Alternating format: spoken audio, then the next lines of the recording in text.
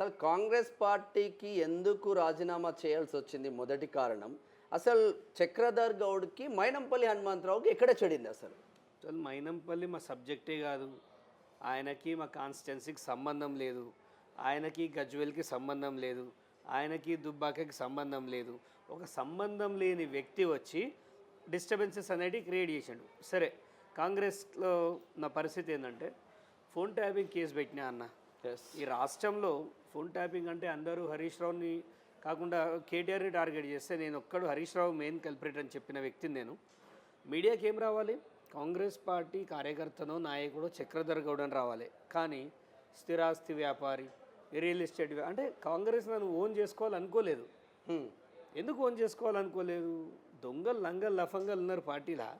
అంతకంటే దుర్మార్గం అయితే నేను ఏం చేయలే. అంటే ఓకే, రైతులకి పనిచేసిన, సో రైతు వాయిస్ అయి నిలబడ్డా, రేపు బీసీలలో వీడో నాయకుడు అయితే తలకాయ నొప్పి అవుతుంది అని అనుకున్నారా? లేకపోతే